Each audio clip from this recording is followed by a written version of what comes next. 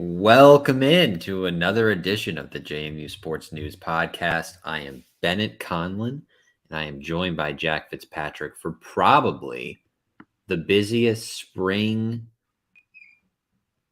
podcast edition of our lifetime, outside of maybe when they actually played football in the spring, if you remember correctly. What about when Cignetti was hired?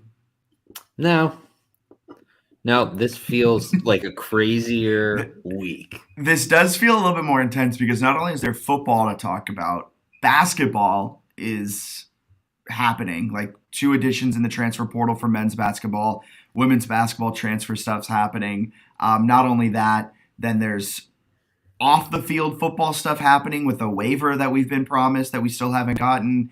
And then not only that, the Diamond Dukes are still playing, and JMU baseball just swept Louisiana over the weekend after they took down number 1 LSU in a midweek, and then they blew a lead against ranked Virginia Tech, which would have been probably the greatest 4-game stretch in Marlon Eichenberry's career if they had managed to win that game against Virginia Tech. But over under how long I'll be on before my internet kicks me off?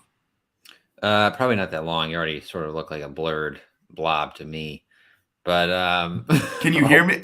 Is everything loud and clear? Fine. It's just like you just fuzzied over. Love that. That is awesome. Everything sounds good. We've got the NCAA that's dropping out some nuggets from their board of directors meeting currently. So I don't know if that means we'll potentially get a waiver ruling live, which would be ideal for us. That would be amazing. But we'll see what happens there. It was not in the first little release that they had shared. But anyway, just a ton to get through, and a lot of Jordan McLeod today, I'm assuming, as well.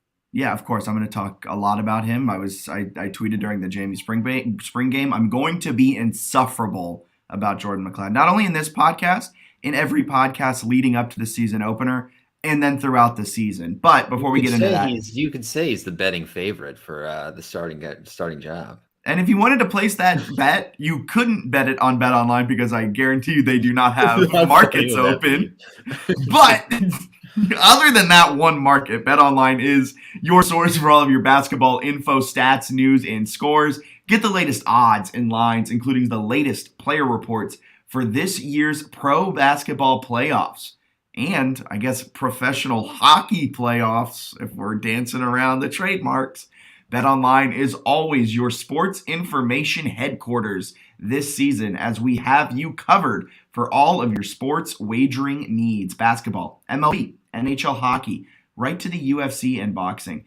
I won't get into the ad copy here. BetOnline is the fastest and easiest way to get your betting info, including live betting options and your favorite casino and card games you can play right from your couch. Head to the website or use your mobile device to get on the action. Be sure to use our promo code BELIEVE when you sign up at betonline.ag.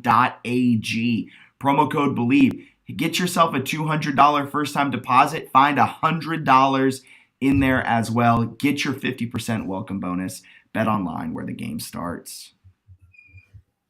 Game time. Game time, babe. That's also another great app that doesn't sponsor us, so they'll get no more free airtime. Fair enough. All right, where would you like to start?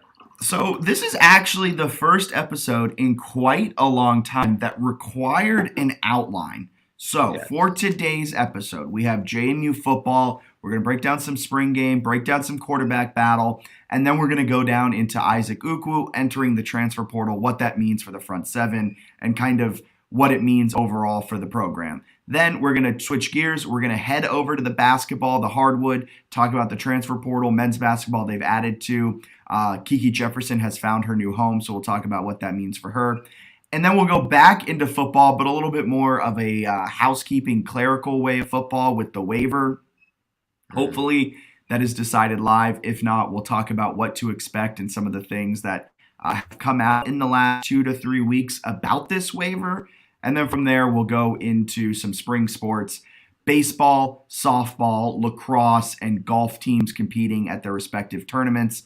And golf just had one of their players, women's golf just had one of their players receive an at-large bid. If I'm not mistaken, that's the first ever at-large bid JMU women's golf has received.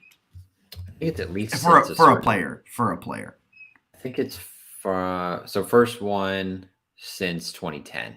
Okay. Kendall Turner, very cool. Good for her. That's fantastic. Shout out to Kendall Turner. I bet people didn't think we were going to lead off with Kendall Turner, but we are a golf podcast first and foremost. When are you getting Tommy Baker back on the pod? Yeah, we got to have him on over the offseason for sure. Yeah, I was scrolling through some of our back catalog, and I didn't realize Tommy Baker came on like 2 years ago now. I think it was during COVID. It was COVID, yeah. But good times. We've had a nice little string of interviewees. We had Percy on a few weeks ago, Devin Ravenel on last week. So yeah, you gotta get some Tommy Baker action in here. Absolutely. All right, let's get into the spring game. Okay, spring game, not streamed. So all we really know, that should be like 30 seconds. Like what the hell? Go ahead, let it out. Somebody, I think Georgia Southern was streamed. I imagine that's because, yes, JMU needs their streamed, but I imagine that's because Clay Helton wanted it streamed, where I imagine Kurt Signetti does not want it streamed. But that's stupid if that's the case. I think there were also some talk that maybe it was like certain home games where like bandwidth is stretched thin because like teams are playing real games. But man, from like a fan engagement standpoint. Well, that's 100% it. I just don't think they have the manpower to put together a broadcast for a spring game. Fair enough. A game I'd eat that up. Would you pay for it? I would, yeah. Well, depending on the price, obviously. $5. I would pay like $5. Yeah, I'd probably pay $10. I think I'd pay 10 because it's 15. Like the only. I'd pay 20 and under. It's the only. You saw where I was going. The only insight, like video insight, you can get from like their last game in November to when they play again in September. So yeah, I would take it just because it's like we're blind to a lot of it. I at least wish we had like highlights come from it. There's a little WHSV had a little, so I saw like a couple of clips there where it looked like McLeod tried to force one into coverage, but it was on a 4th down. So I don't think that's a bad decision because it's like it's either you convert or it's picked. You know what I mean? To actually be field position wise, it would have been a good play if it was picked. We'll break down some of the things that have been said about this quarterback battle. But first, overall, the spring game, there was a weather delay. Not a lot of fans in attendance because of that weather delay. Although this isn't a slight to JMU football. The spring game never attracts a lot of people. I think the only time you ever bring in a lot of people is like when you hire Deion Sanders. Or if you're like Alabama or something, yeah. Yeah. It's hard to get people to go. But the biggest thing coming out of the spring game was the quarterback battle. We're going to break down some of the numbers. These were tweeted out from Noah Flishman, the DNR football beat writer. He and Shane Metlin covered the game for the Daily News Record. Spring game quarterback numbers, Jordan McLeod led the way, having the best completion percentage, the most yards thrown, and the only quarterback to throw for a touchdown. He went 9 for 12, 145 yards with that TD. Alonzo Barnett went 8 for 12 for 64 yards. He did lead the team to a touchdown on the opening drive. It was capped off by who else? Latrell Palmer, 1-yard touchdown. Billy Atkins went 7 for 10 for 50 yards, no interceptions. Brett Griffiths, the Wake Forest transfer, went 0 for 2 with no yards. Atkins, Barnett, and McLeod all had touchdown drives. Atkins and Barnett's were rushing touchdowns to cap off their drives. Yeah. So why don't you tell us your thoughts on the quarterback battle, since you were you're tweeting like a madman during the game that you were not in fact watching. Well, when you put it like that, it makes me look insane. But I just don't understand. Okay, so what kind of bothered me was there's not a lot of eyes on this game from a video perspective. And I'm not trying to take shots here, but to me, the coverage... yeah, you always, when the butt's coming. But, like, the coverage of it seemed a little slanted. Don't get me wrong. I would love to see Alonzo Barnett take the field against Bucknell if he is ready. But he's a redshirt freshman quarterback who was recruited to come play at FCS JMU. He, by all measures, it seems like he is giving Jordan McLeod a run for his money. But that doesn't mean you have to cover the quarterback battle from the spring game in a glowing light for Barnett and this terrible light for McLeod. It seemed like whenever McLeod made a mistake or something happened that wasn't necessarily perfect, oh, it was a terrible decision by Jordan McLeod. I don't understand. Well, yeah, he threw for 145 yards and a touchdown, but if 4 of his throws go the other way and they're not caught, then he's not throwing for that many yards. Well, it's like, yeah, but he did complete them. Did he have some questionable decision making, as Ben mentioned earlier? I wasn't there. I'm not 100% sure. However, most all of the tweets I saw that questioned his decision making were on 4th and 1, McLeod rolled out to the pocket trying to make something happen. Well, yeah, it was a spring game and it's 4th and 1. Of course he's going to try and make some. That's quite literally his job. Like, we saw Ben DiNucci do it plenty. And I don't know. Jordan McLeod is the best player. I think as of right now, Jordan McLeod is the best quarterback on this roster. Has he not played really any meaningful snaps since COVID 2020 for Arizona or USF? Yeah, is he a little rusty? Probably. But he was a Pac-12 starter who transferred here. He's not transferring here unless he's all but guaranteed the starting spot. I don't know. It's just weird. He's the best quarterback, and it showed with his numbers. I think he's got to be the favorite, right? I mean, that's kind of how I look at it. And from obviously someone who's not at practice every day, but I don't think anyone who's at practice other than the players gets to see a lot of practice. So The spring game is sort of the one where I think the local media now has a bit of an edge in terms of what they've seen. But Jordan McLeod was really good at USF. He was very, very solid for a team that sucked. He played well and was keeping them in games throughout the early portion of his career. He had a game where they played ranked Cincinnati, and he was solid, I think, in 2019. And then his last game at USF, it was in 2020. It was against UCF, which I think was ranked. And he threw for 405 yards and 4 touchdowns and no picks. I think he ran for a touchdown as well, where he lowered his shoulder and bulldozed a guy. He's good. And I know that he's missed time with injury, right? So he hasn't played a lot. But you add in his experience, and he's if you were setting odds on who's going to be the starter, he's the betting favorite. It doesn't mean he's guaranteed to win, but he's the favorite. And the other thing, and maybe my biggest point that was bothering me, is pretty much every local media outlet that covered it after the spring game said that JMU left the spring with a 4-man quarterback competition, which is simply wrong. So that bothered me because that's not true. Brett Griffiths and Billy Atkins are no longer in the competition. Well, yeah, and you show that because they were the only ones taking second-team reps. They never took first-team reps. So, very clearly you can see by which team they're taking reps with that it is a 2-man battle. Not only that, Barnett and McLeod had more pass attempts than Billy Atkins did, and they had the same amount each that what Billy Atkins and Brett Griffiths had combined. If I'm not, let me do my quick math here. Yes. Yeah, Billy Atkins had, I didn't know if Billy had 9 or 10 attempts. So Billy Atkins and Brett Griffiths combined for 12 attempts. McLeod and Barnett had 12 each. That right there tells you that the decision has been made on who is QB1, who is QB2. Heck, there's not even a battle for QB3 right now. I think it's pretty clearly Billy Atkins is QB3, and Brett Griffiths is viewed more as a project guy that can grow within the system. I mean, Barnett kind of had similar numbers, if I'm not mistaken, last spring game to what Brett Griffiths had, kind of lower end numbers that took him out of the QB1 competition fairly early on after the spring game. And just to expand upon what you were saying, McLeod, in his career at South Florida, threw for 2,700 yards on 58.4% completion, averaged a 125.8 passer rating. He played 3 games for Arizona in the Pac-12 in 2021, I believe starting all 3 of those games. In those 3 games, he had a 66.7% completion percentage. His completion percentage has only gotten better each year he has played. He threw for 481 yards, averaging 6.7 yards per attempt. He had one game with Arizona, he threw 5 picks, and then he started again the next week, was playing really well, and broke his ankle or something with a nasty hit. And then he was out again last year. But when he's healthy, and he appears to be healthy, he's super quick. He can really move and make plays in the pocket, which I think is a big time weapon. He's got a strong arm. Decision-making needs to be solid, but you mentioned the Ben DiNucci comp.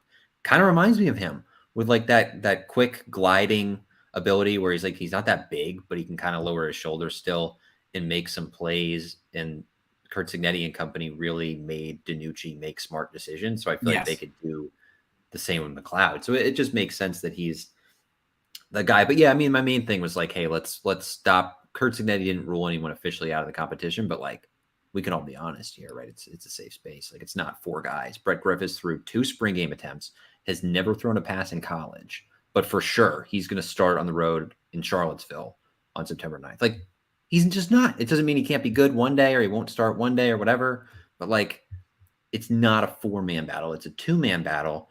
And let's give credit to Jordan McLeod. That's the part that I think bothers me that you were alluding to, is like, he was really good at USF and started for Arizona and made some plays. Like, let's at least give him his due and say, hey, this dude deserves, like, on paper, a little bit of an edge. He's better than what Todd Centeio was coming from Colorado State. And like, and also the revisionist history about last season is kind of bothering me too, where like, this is the second year in a row where there's kind of been like a clear leader in the clubhouse. And I'm not trying to rag on the local media. They do a great job. It's a very hard job. You can only cover what's being told to you. But at times, maybe this is me a personal thing. Maybe this isn't all JMU fans. And if it's not all JMU fans, I understand. But I would love a little bit of opinion put in every now and then. Like, can we get a quote? Signetti said, yeah, this is a 4-man quarterback battle. Every guy is competing out there, and we're excited to see what we can trot out against Bucknell in the season opener. And then maybe after that, Jordan McLeod threw for 2,700 yards during his career at USF. He's the only guy with legitimate group of 5 starting experience outside of Billy Atkins who threw 5 interceptions in 3 pass attempts. Like, thank you. It's the context, right? Where it's like, Signetti says one thing, but it's fair to be like, Kurt Signetti says it's a 4-man battle. But Brett Griffiths has never thrown a collegiate pass, has not been in the system, threw 2 passes in the spring game, worked with the second-team offense. Like, Alonzo Barnett has been praised multiple times at practice. Redshirt freshman that they love. Like, it seems like, based on information provided, that it's turning into a 2-man battle. You can say that and still say Signetti claims it's a 4. Like, if Atkins goes off in the fall, which is almost impossible given the fact that he's not working with the first team, he could work his way, right? Like, if you're not working with the first team, kind of hard to then be like, wow, he's outplaying the guy who's getting practice reps with the first. It's hard once you've already fallen behind is kind of what I'm getting at. Yeah, and we've kind of alluded to it, but I just want to quickly break down the pros and cons of both Jordan McLeod and Alonzo Barnett and what their chances are for starting September 2nd against Bucknell at home. For McLeod, I think, as you said earlier, if there were markets on this, if you could bet on this, he would be the betting favorite to win that QB1 spot.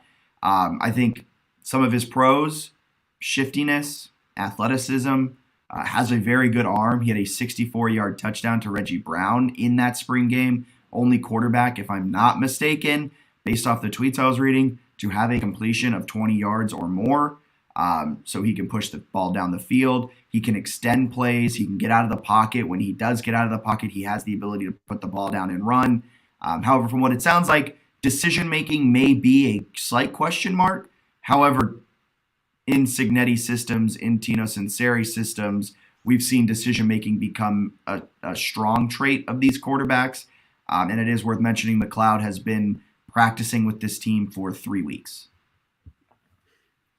Centeio last year took his biggest steps in the fall. Like, he kind of played well at the end of the spring, but like at the end of the spring and into the fall, he really grasped the playbook and made the leap, which you're kind of thinking McLeod could do as well. And then I guess kind of my other point, and maybe my last point on the quarterback battle, is just that if Alonzo Barnett gets the QB1 job and Kurt Signetti trusts him to go on the road at UVA, on the road at Troy, on the road at Utah State first 3 FBS starts, we're talking about like a guy with potential to be the greatest quarterback in JMU history. Like, not to overblow it, but like, no guy has ever gone against that kind of schedule because they've been playing in the FCS.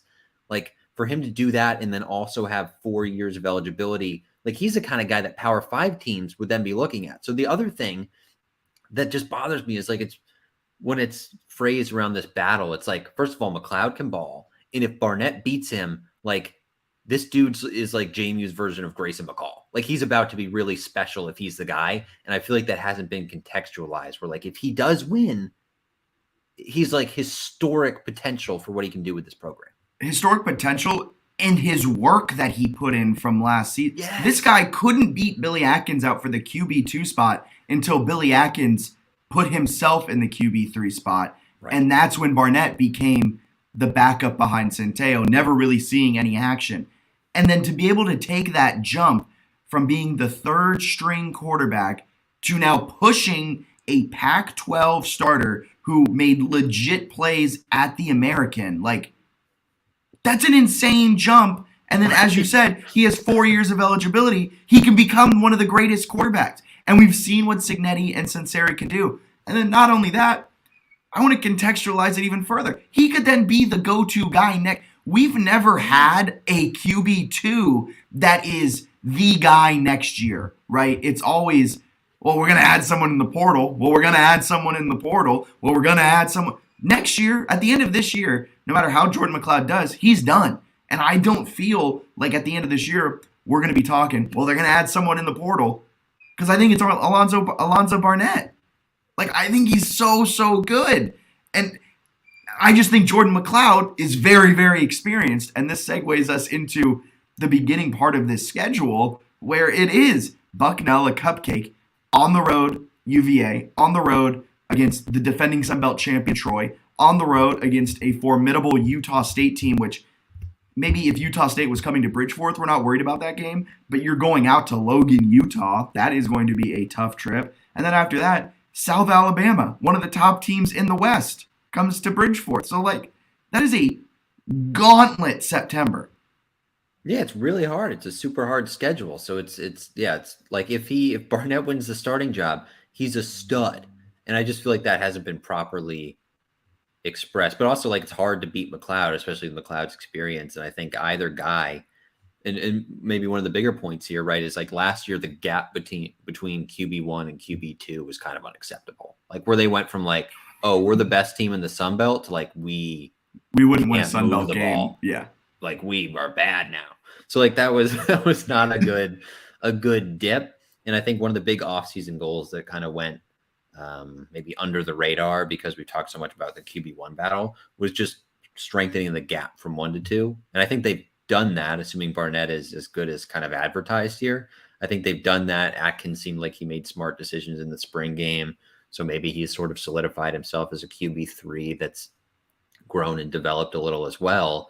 So that's really positive, like regardless of who wins. And I don't think the fans are all like pro. I don't even know that you're like pro Jordan McLeod over Barnett. I think it's just sort of trying to contextualize the situation and say like, hey, his experience is really relevant. I think it would be really dope if Barnett wins the starting job, because that's an awesome story. I also want it to be known that Jordan McLeod is a Pac-12 transfer who balled out in his first 2 years in college at South Florida on a South Florida team that had no talent around him, and he still made them look somewhat okay. Like, he's a very good quarterback, and I feel like it's almost disrespectful to him that the local media and the media overall is just like forgotten about him. And like, it was insinuated that Billy Atkins could start week 1. That's just wrong. Yeah, I don't think he's going to start, but good to see him improving. And honestly, to be honest with you, I'm surprised there's like 4 days for quarterbacks to still enter the portal. I'm surprised all of the 4 guys on scholarship are still like, I'll hang around. I kind of thought they would lose one. I mean, there's a few days left for that to happen. But if it does happen, they've got really good depth at the position. Yeah, for sure. So week 1, who's coming out of the tunnel as QB1? I'm not going against McLeod until like we get in deep into the summer and Cignetti's praising Barnett. I just think the thing with like Barnett is they're talking about how like the reps will really help him. And I agree with that. Like the more reps he gets, the more comfortable he gets, all that. I think the same is true of McLeod. McLeod hasn't played a meaningful snap in a year and a half, too. Like, he's also rusty. He's also learning the playbook. You would assume more reps. He, too, will get much, much better. Yeah. So they also like, and I guess we can get into just position-wide stuff, but like receiver, they're looking for some guys. They had a few guys they really like who weren't working in the spring. Like once you get into fall camp and you're McLeod and you're talking about maybe some riskier throws, if you got all your guys who were like your best receivers, like sometimes you got to do like Brian Shore's one of the greatest quarterbacks ever, right? In terms of numbers and stuff. He threw a lot of 50-50 balls. He threw a ton of 50-50 balls. When you have the receivers that can go up and get them, it's okay. Right. And it sounds like Reggie Brown is one of those guys that can go up and get them. He seems like he can go get him. There's a photo on the page of Phoenix Sproles going up over a couple guys making a catch that I assume is a McLeod throw.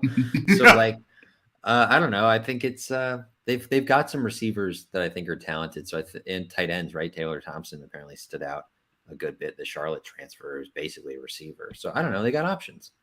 Worth noting before we go fully into, I guess, that breakdown real quick, I do want to say my hot take. Okay, hit me with your hot take. I think it is more likely that Jordan McLeod wins Sun Belt Player of the Year than it is that he is not QB1. That's bold. I like that. Thank you. But with receivers and anything, Reggie Brown, Phoenix Sproles seem to be like they'll be key contributors. Elijah Surratt, I think, has been getting a lot of hype around him as well. He's supposed to be good, and I think Signetti was saying he had a soft tissue, so they didn't get to see as much of him as they wanted.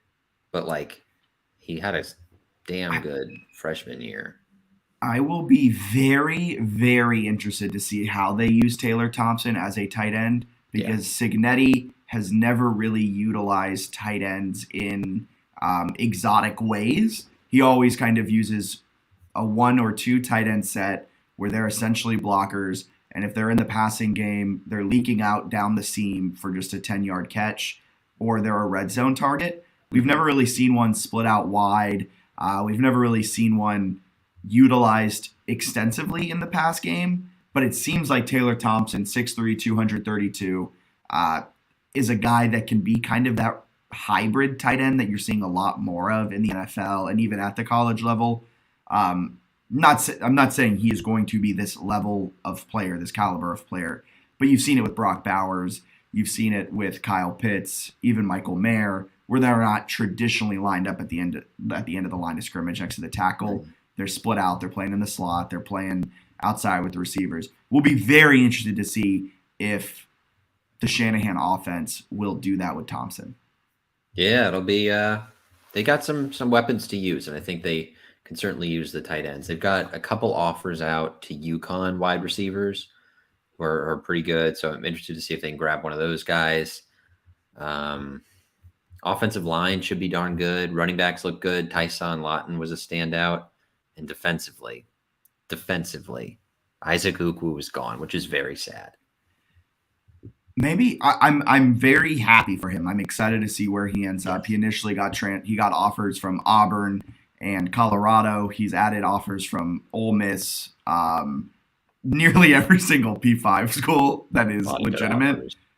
He's gotten a lot of offers, which isn't shocking. He's been kind of a stud on the defensive line who can play both the run and the pass and was an elite rushing end. So he'll go somewhere and he'll make an impact wherever he lands. Very good for him. I don't know how I just hyped him up there, but I don't know how huge of a loss it is from a line standpoint itself. Like, I don't know if we'll necessarily see the defensive front seven take a massive step back with his absence. I don't think so either. Like, I think he's really good, and they'll definitely miss him. Yes. He's a big-time player, but I was looking at some of the returners and the quality players they have coming back, and there's just, like, no shortage of really good players that played a lot. So we're looking, obviously, at Abi Nwabako Okonji. We've mentioned his name. We've said his name. I now have to learn. But, like, every year we've brought him up as, like, this is a guy, a Power 5 gritty transfer from Minnesota. That's, like, 4 years ago now. It was a while ago. He got some run last year and started to come on. And him and Chroma, the Rutgers transfer, they both added a little bit of weight. So Chroma last year he was playing at 258. They had him listed right now on the roster, 6'4", 272, and they moved him from inside to outside. So he added like 15 pounds of muscle, and they want him on the edge. So I'm pretty sure Abi also has added like 40 pounds since his first year at JMU. Yeah, he's 270 now. So he's like they've got these massive guys on the edge with good athleticism. So I'm pretty stoked about that. Jalen Green's really quick at an edge rusher, 6'1", 245. So they've got that. And then when Kamara was healthy last year, he was probably the best defensive lineman on the team. His stats are gross. He played, it was like 4 or 5 games.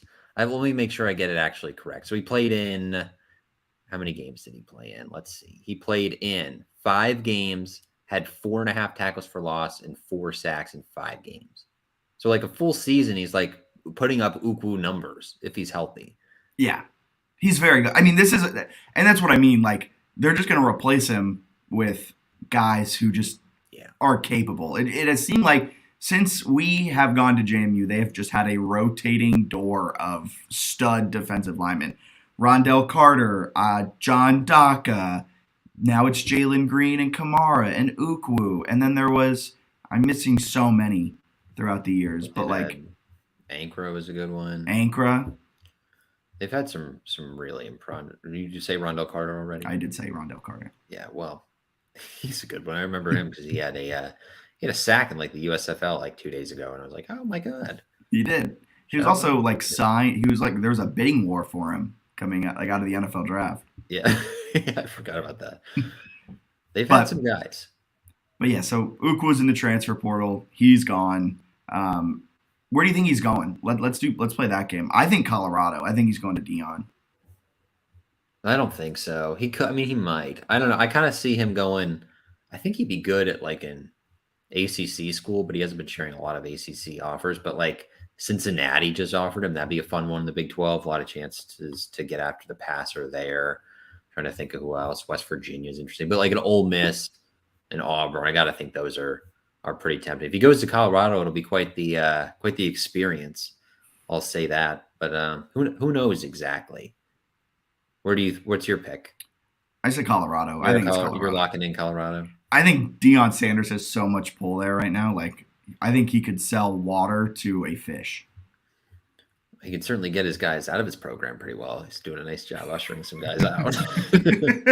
He's ushering them out to open up scholarships for Ukwu. Yeah, exactly.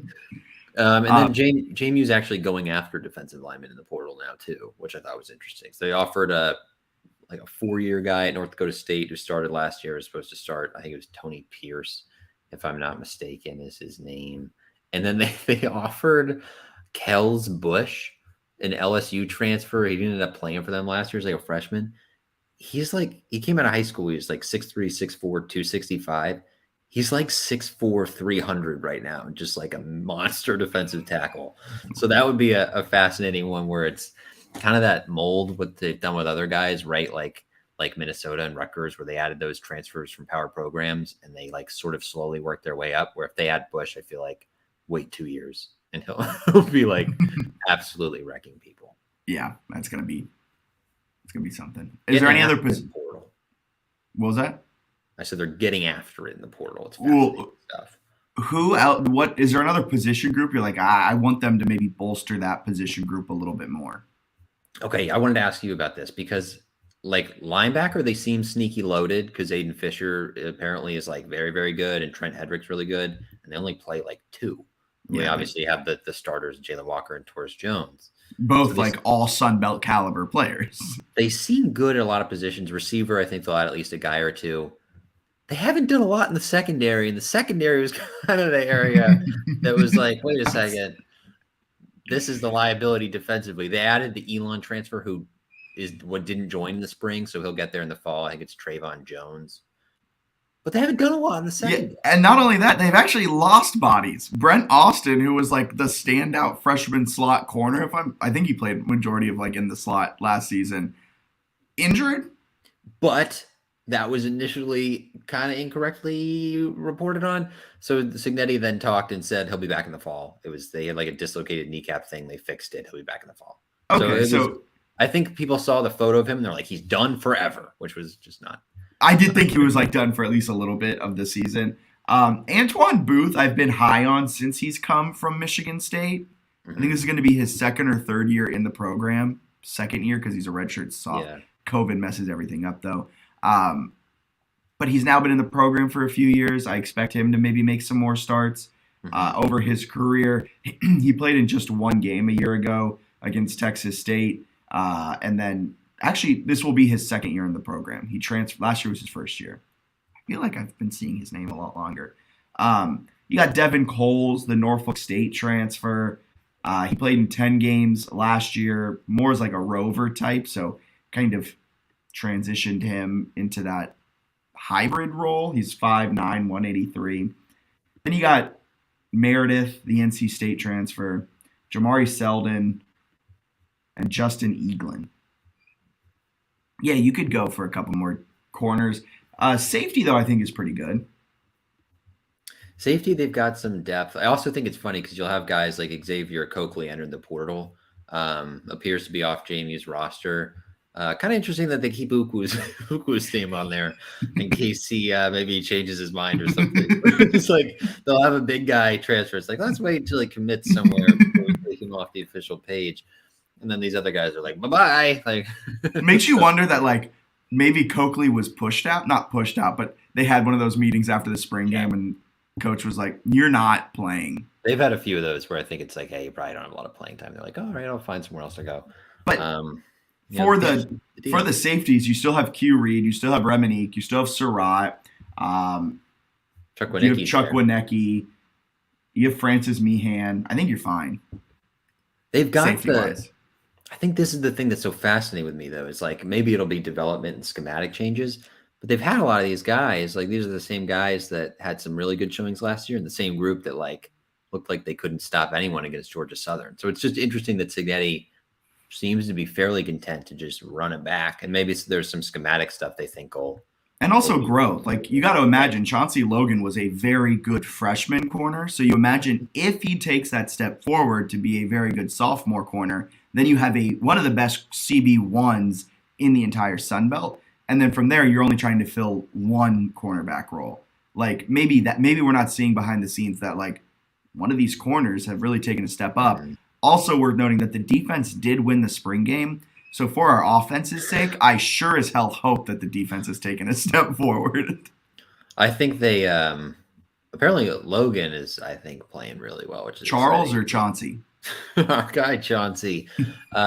Dave Riggert was talking with Reggie Brown, and apparently it's like Reggie Brown and Chauncey Logan 1v1 constantly in practice, which is awesome. That Chauncey Logan as a sophomore is like your cornerback one. So I am excited about the potential depth there, but I'm interested to see if they add anyone else alongside the Elon transfer to maybe add a little competition at the defensive back spot. But overall, man, the roster is really good. Yeah, it's going to be a good year. Should be. Well, eventually sometime in this offseason, we will do a full game-by-game breakdown of the schedule.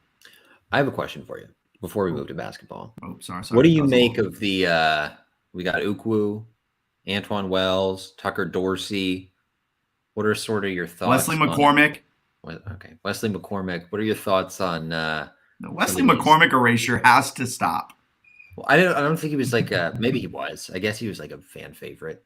He made some pretty big plays. He was good. So you've got these guys that are like fan favorites. They're the faces of the defense or the offense, and then they leave. Tough for fans. How do you sort of, I guess, square being a fan in the portal era? Because it can be a bit of a challenge when your favorite players are all leaving. It's tough. I was hurt more by Kiki leaving than I am about Ukwu.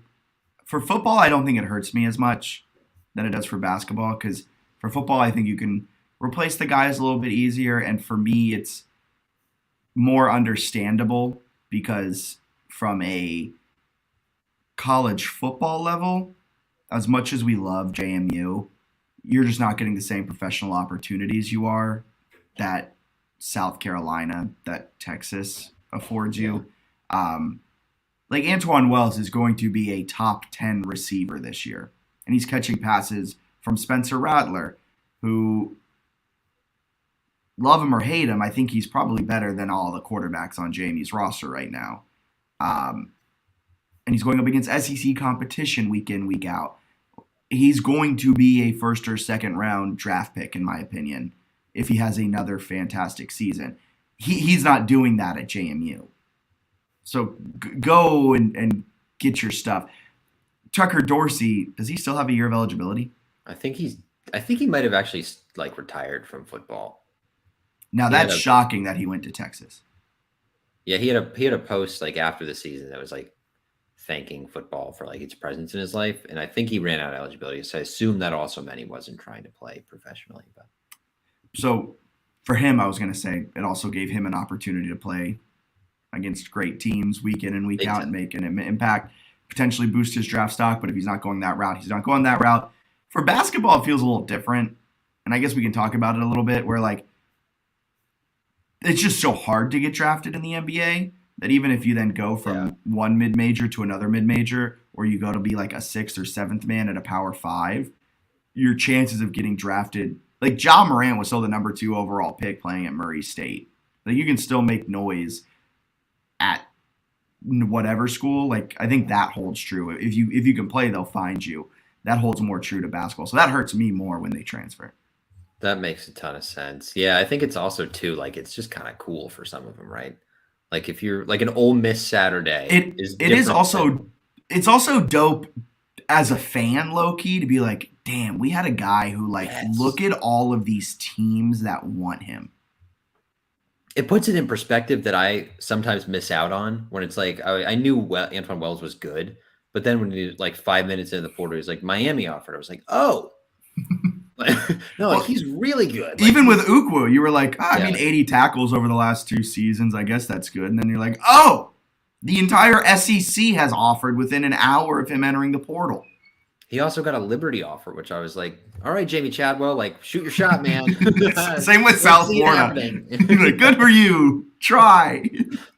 Yeah, that was super funny to see. But no, it's pretty cool, I think, those experiences. And I think from a JMU perspective, like there was sort of some hints in the media that they might have some NIL stuff coming. Interested to see what that is, if they can get that going. And then from like trying to keep these stars like in the future as they develop them, you kind of got to start leaguing some guys.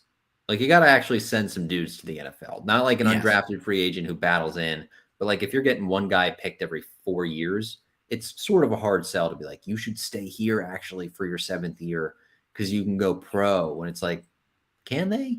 So they got to start sending some dudes to the league. If they do that, which I think they can in the Sun Belt, it might change some of their fortunes occasionally with some of these guys who are just trying to go pro. Yeah, I agree. Speaking of wanting to go pro, basketball transfer season is here. We'll first start with Kiki Jefferson, has announced officially she's going to Louisville to finish out her collegiate career. Haley Van Leith, I think I'm pronouncing that correctly, left the Cardinals. She transferred out after a fantastic run, but Louisville is still poised to be a top ACC contender and make a potential run in the NCAA tournament. And with Kiki there, I assume she'll slot in as a starting forward for them. Yeah, that's big time. I thought she was going to go, which we talked about, closer to home. I thought that might have been the motivation. I think the motivation is like get to the league any way possible, and it makes sense that she would want to do it at a Power 5 school because you just don't get the eyes on you, and really you're not playing the same level of competition to even really prepare you for the NFL. Where I feel like it's not entirely true, but like in football at the Sun Belt, like you're still going up against some really good competition. Like Sun Belt women's basketball is so different than ACC women's basketball compared to like Sun Belt football and ACC football, that it makes sense that she wanted to make the move. She'll be missed. That's a tough one to lose for sure. Yeah, it's a very tough one to lose. It's the portal, man. Life in the portal. I would agree, though. I think that one was tougher because she's been a star for 4 years. And that was a hard one. That was a hard one to watch her go. On the flip side, who did he play for most recently? Which Boston one? College. Yeah. TJ Bickerstaff and Michael Green III are coming to JMU. JMU's lost, I think, just one player to the portal. Who was the second? Iheanacho and Strickland. Oh, I forgot about it. Iheanacho went for both, it seems like, kind of went for family reasons. Yeah. Iheanacho, it was reported that he wanted to go closer to home. I think something was happening in his home life. So he actually went back to North Dakota. Strickland, who's been struggling with injuries ever since he came to Harrisonburg. Fantastic point guard, when healthy, really good defensively. But now he transferred to LIU to pair up with dad, Rod Strickland, who is the head coach. To fill those 2 scholarships, JMU has added TJ Bickerstaff, a 6'9 senior forward from Atlanta, Georgia. This past season, he played for Boston College, making a good amount of starts. Starting in 21 of the 33 games he played in, he averaged 18 minutes a game, and he scored 5.2 points per game while pulling down 5.6 rebounds and dishing out 1.2 assists. His shooting percentage, 47% from the floor, does not shoot threes whatsoever. And on the other side, you have Michael Green III, who is going to be a redshirt senior from Bronx, New York, coming to the Dukes from Robert Morris by way of Bryant. And in last season, he started 3 games for the Colonials. I forget. I think they're the Colonials. Started 3 games for the Colonials, played in 31, averaged 26.3 minutes per game, shot 42% from the floor, 36% from 3, and scored 9 points per game with 4.2 assists per game. That was a lot of numbers. Good additions, I think. Yeah. You got Bickerstaff's a good one. Bickerstaff can rebound a lot, which Bickerstaff's I like. very good. Michael Green. I like the Michael Green one because he can shoot a little bit, but he's kind of like a pass-first ball handler. So now Brown doesn't have to do that all on his own. So I dig it. I dig both of them. They're kind of still similar. They've got 2 scholarships left, I think, to play with. There's still kind of, maybe it's 3. It's 2 or 3. I think it's 2. But anyway. Yeah, Green had a 2-to-1 assist to turnover ratio. They got a decent team returning. I think the thing that is maybe intriguing is they look like, depending on who else they add, they might not go 10 deep, which would be cool. They look more like they might be like, hey, here's our 8-man rotation, which I kind of prefer. Yeah, at times it felt like the 10-man rotation almost hurt them rather than it helped them. Guys just not in rhythm. They do have a few more scholarships left, right? 4 more? It's 2. I think it's 2 or 3, but it's okay. I don't. Is it 2? I would still love to see a little bit more size. I think they're going at least wing size. They had one that was interesting, Quincy Allen, who they've been talking to, is a Colorado transfer. He visited campus. No, he visited campus on the spring game. Yeah. He's a good one. He only played like real minutes in 1 game this year. It was like 17 minutes against USC. He blocked 4 shots in 17 minutes. Yeah, it worries me, though. He couldn't really find the court. I don't know. It's a Pac-12 team. I'm okay with that. Yeah, but didn't Colorado win, not a lot of games? Were they bad? I thought they were bad. Well, hey, I'd be okay with that. I think he was a former, top 100 recruit or something, so maybe you can get something out of the guy. Okay. But they're not going to have a true big. They're not going to have one, and that still bothers me. Is that just Byington? I guess we can talk about this more leading up to the season next year, but is that just Byington's MO? I guess so. I mean, I think Bickerstaff can hold his own in the post, which will be good. And Roberson might actually kind of seem like a big 6'9" and long. So he might be more that big, but I don't know. But your tallest guy's 6'9", whatever. I think Bickerstaff's also 6'9", but they gotta find a way to compete a little bit more in the post, man. It's like the clear stats where they're not there. Well, in another place that's not there, it's the waiver. The waiver is still not here. We were pushing this off to see how long we'd go, if maybe we could get a live breaking news type of thing for this. But the waiver is still not here, and I think it's worth mentioning. We've tweeted about it a few times, and now we're going to say it on the podcast. I think it is worth mentioning. The waiver's not a done deal. This is, in my opinion, a very much 50-50 shot. Which is not how it was phrased to us. We were told that in week 7 that if JMU wanted to put in for the waiver that season, they were going to get it if they wanted to play in the Bahamas Bowl. Or there was an option that they could even throw it in, but then there's some stuff out there that we'll dig up, folks, if we need to. That was credible source. If there's some more revisionist It history, was like we telling have us it was seen from a done, Todd all Centeno. but a done deal, all but assured they were getting the waiver. If they don't get the waiver, which sounds like is a possibility, very good possibility, because it's the rule. The rule is you don't get the waiver. The rule last time we met a rule, the CAA ruled that they couldn't play in the postseason. We're currently 0 for 1 with people looking the other way on rules. Do you think they should get the waiver? No. Well, yeah, I do. As a fan, if I'm a fan of another team, no. If I'm a fan of JMU, which I am, yes. So, like, they're ahead of schedule and, like, they're clearly ready to be fully, right? I mean, they went 8-3 in football. They've been winning a bunch of other things. Field hockey just joined the MAC for 2024, so they're making sure their sports that weren't included are in there. Lacrosse is contending for a national title. Their facilities are great. The budget's great. They have all the support staff. They have all this stuff. But at the same time, like from the NCAA's perspective, cool. Good job. Like the NCAA did not make them do this transition in a year. Right. It's like, good for you. You did it. Like, thumbs up. We love you. But the only real thing, because all the other sports are already competing in postseasons, it's just football doesn't play in a bowl, and they wouldn't play in a Sun Belt title game, which isn't even a guarantee that they would qualify again this year. Yeah. So you really might only miss out on one game. So if they don't get the waiver, it's not like life-alteringly bad. It's a little disappointing because it'd be really cool if they go to a bowl game. But at the same time, it's like, I don't know. There are some fans who are like, the NCAA is screwing us. It's like, no, I mean, like the rules in place. They knew this is what was happening. They made a strong case to maybe get it in 1 year. Good for them.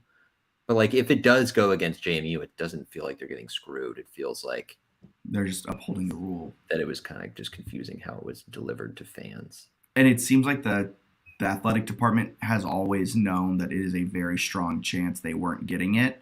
It's just been portrayed that it was a done deal, that they had it. If they get it, sick. Like, it'll be awesome, man. I'll be talking about Sun Belt title stuff and playing in a bowl game. You can win the first bowl game in JMU history. Playing the first bowl game in JMU history would be massive for recruiting and all these things. But it's also like, you know, I'm not sure that they like, I don't know, other teams have had to transition too. Can I say conspiracy theory? Yeah. On this waiver? I think they know that it is more likely than not they're not going to get it. And that's why they're floating the that's why they're floating these random ass graphics that make no sense to no one. But no. I think they're coming out being like, well, this is unprecedented. Like Kevin Warner had that interview with Dave Brigger. That's what was throwing me off. Yeah, like this is unprecedented. It is not like a for sure thing. I know people think it's a for sure thing because the local media has been telling us it's a sure thing, but that's another point. Would they be getting that from the? Well, yeah, and that's the other thing. Like, I think Kevin Warner and Jeff Bourne and whoever is talking to Metlin and Noah and everyone is telling them these things that, like, we're very confident that we're going to get it, blah, blah, blah, blah, blah. My conspiracy theory is JMU is saying that so it doesn't impact recruiting as badly as it could. I was going to say conspiracy theory. They're going to try to stall if they don't get it. And like, not even, it sounds like it'll come out before then. Have it like not come out until after the portal window closes on Sunday. Yeah. And then like Monday morning. Yeah. I mean, that leads into the conspiracy theory about helping recruiting. Like, I think they're doing this so that I think they know the deck is stacked against them, but they don't want it to impact football recruiting because like we've seen the transition rule, not necessarily like the transition of going from FCS to FBS impact a team, but like the impact it makes on your recruiting. Like players don't want to go to somewhere they can't compete in a postseason for 3 years. And so maybe that's why Uku left. Like there could be a very real thing that Signetti behind the scenes said like, we're not going to a bowl game this year. Like if you want to go and compete in a postseason, leave. It's honestly, man, I'm interested to see what happens because the timing of it was interesting. I'll say that, but it's just like, I don't know. Nobody ever made it clear. There was a lot of rumors in the fall that like, oh, they'll get the waiver. It's just a matter of if they can play in a bowl game immediately this year, the Cotton Bowl, perhaps at 8-3. Was that a real story? It was like a column, but it was okay. about asking for a waiver to play in the Cotton Bowl if they went undefeated after they were 5-0, and the secondary was like, "Hold up, hold my beer, let's play Georgia Southern. Watch him cook. Let him cook. Watch this space." Things went wild after that. I don't know. It'd be cool if they got it. That's what I'll say.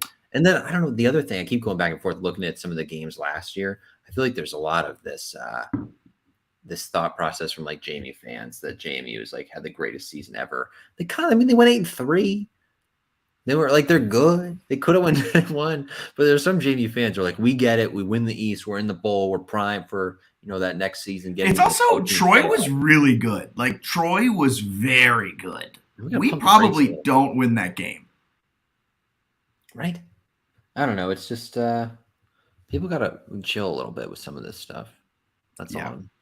It was. I was just looking back at some of this stuff from last year, and it was like they kind of had a few moments where they really didn't execute. They had a whole quarter against Georgia State where they almost handed them a victory because they couldn't feel the kickoff. And now we're like, do we think we beat Bama in the playoff? We lost to Georgia Southern. We nearly lost to App State. But it would be cool if we got the waiver. It would be awesome. What are the odds? Give it to me. Percentage. We get the waiver. I think it's 50-50 too, because it's really confusing. Some of us are really confused because we in October, it was like, hey, 95%. That was a tweet that was out there, 95%. And then Kevin Warner talks to Dave Riggert, and he's like, we feel positioned, but we don't know. And now they're tweeting about how they had the most transition wins with a lot of like caveats. A lot of qualifiers. That's a weird tweet. Where'd that come from in mid-April, late April? On the same day that the NCAA board meeting finished, like right at 3. Like very interesting timing. So we'll see. So to sum up football, Jordan McLeod is our starter, and there's a strong chance we're not playing in a bowl game or the Sun Belt title game. Sorry to be the bearer of bad news, but that really came together since the last podcast, where there was just a lot of stuff out there where it was like, the athletic department going in front of the media and saying maybe not I thought that was weird. Yes. So all of that great stuff. Quickly hit on some spring sports that are happening. Diamond Dukes update. They swept Louisiana at home after the Raging Cajuns beat number 1 LSU. Beat them 10-8, 13-2, which might be the best performance of the season by the pitching staff. And then won on Sunday 9-4 to complete the sweep. Then they backed all of that up with a massive 7th inning lead over Virginia Tech, which they blew to lose 7-5. Bennett, what are your feelings about JMU baseball right now? Yeah, there's something, man. They almost beat Virginia Tech to follow it up, right? They're playing really well. They're up 5-3 in the 8th. It's 5-3 in the 8th. Bases are loaded. I think it was 1 out at this time. They switched pitchers, and here's what they did. They went balk. They went balk, walk, single, strikeout. And they went from up 5-3 to down 7-5, and they lost the game. I don't know with them. It's like great job against Louisiana. Then they followed up with some tough stuff. I don't know. Like, I don't think it changes my feeling on the program very much. Like at a certain point, like Marlon Eichenberry is going to need to make an NCAA tournament for me to care about the baseball team. You know what's hilarious? They're on schedule to be 500 again. Yeah, it's like classic. It's what they do. So they'll be like 3 games over. And they haven't even been that bad this year. It's just there's some of it is like they're 23-17, and then you look at the scores and it's like, oh, did they almost clip Southern Miss? It's like, oh no, they lost 15-2 in 7 innings. They got run ruled. Right. That's the opponent. That's the program you're going to have to beat if you want to be a Sun Belt baseball competitor. And they run ruled you on Sunday. They had already won the series. That Sunday game, yeah, they want to win it, but like, it's not the big, like, you know what I mean? Like, it's not the biggest game of the weekend for them, and they beat you. Whatever. It's just tough. I went back and I looked at Jeff Bourne's comments for when he announced when JMU announced the 2-year extension that he got before this season. Eikenberry, that was, and Bourne's comments were like, it was really hard to evaluate him during the COVID times and with injuries the last couple of years. Like, it was hard to evaluate this team. Okay, well, there's no COVID this year. So I don't know what Bourne's expectations are. Is it like, hey, have a winning record and then you got to make the NCAA tournament next year?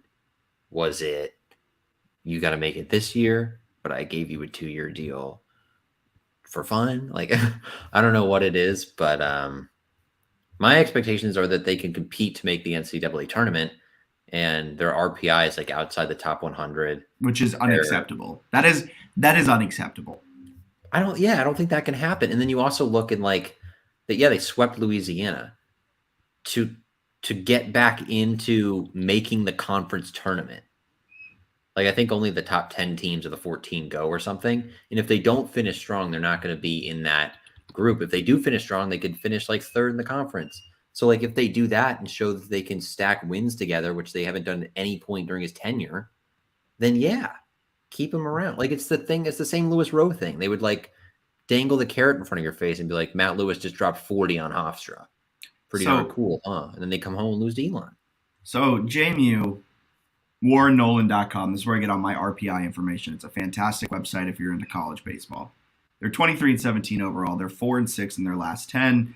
They have a 127 RPI. They don't have a winning record against quadrants 1, 2, or 3. They are 1-6 against quad 1, 3-4 against quad 2, 4-5 against quad 3, and where they have gotten all but 8 of their wins are in quad 4, where they are 15-2. That's unacceptable. That's unacceptable that you have a losing record in quads 1, 2, and 3. Yeah, I mean, pretty much all they've done is beat up on some crappy teams this year and then like sort of hold their own against, the better teams. But it's just too many losses that are bad. Like, Maryland's not that great this year, and they scored 12 runs at Maryland and lost by 7 because they gave up 19. Like, the pitching's inconsistent. The hitting goes for the occasional lull. They're not like a well-rounded baseball team, and they haven't been at any point during his tenure. So it's like, how long do you want to see them not be well-rounded before you can truly analyze that? And they have the 285th strongest schedule in non-conference. See, that's yucky. They have the 162nd toughest schedule, and that's playing in a Sun Belt that has Southern Miss, ODU. I believe they have one other team ranked, Coastal. Yeah. Insane, man. What do you think? Do you think he gets the second year of the 2-year deal? I do. I don't think I think they do unless they have an epic meltdown to finish the season. Like, I think Bourne would have fired him last year I think when they signed that 2-year extension, it was for 2 years. Now, if they go down the stretch and they go like 2-15 or some like astronomically bad record where they finish 10 games under 500, 7 games under 500, maybe.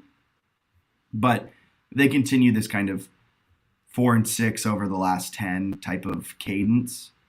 I think he's going to keep it, and we'll have another year of him. Do you like that at all? No. No. You don't like that? I want, like, it's the same thing with Rowe. Like, if he leaves, you may have, like, if you fire Eikenberry, I think you'll have a pretty aggressive roster changeover, kind of like what we saw when Rowe left. Every big guy left except for Matt Lewis, who, honestly, we were all kind of shocked he stayed.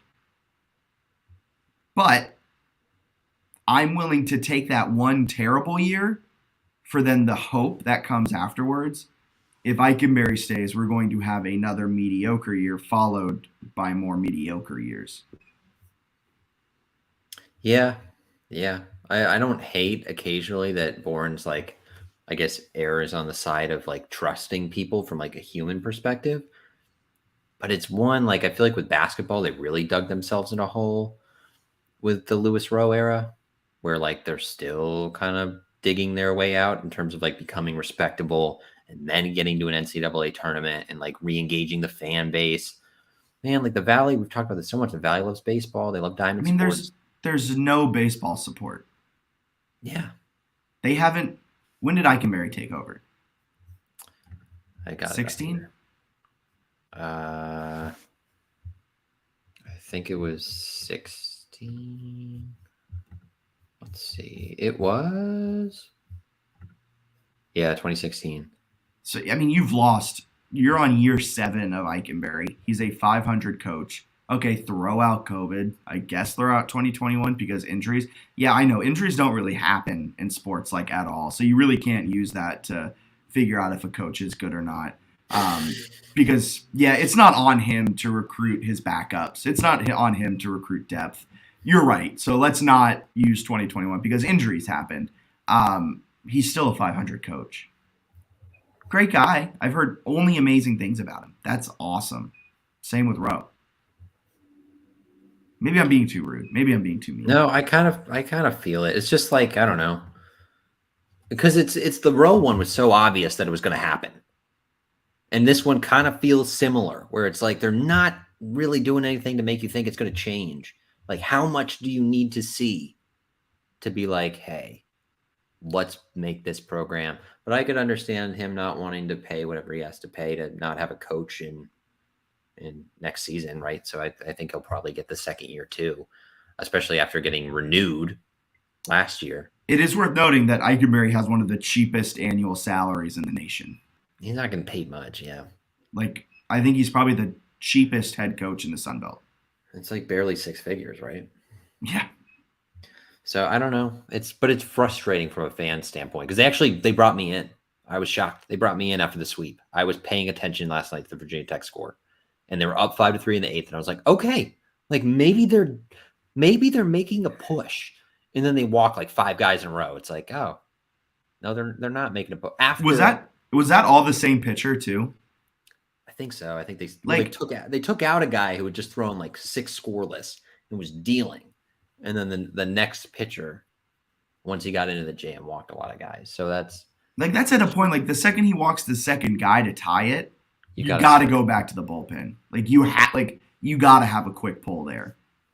It's tough to see him because it was a year where they could have kind of stacked a lot of wins, right? You mentioned how bad the non-conference schedule was.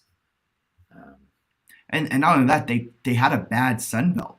Like, I don't think they're like. Seems like they have a pretty winnable Sun Belt schedule.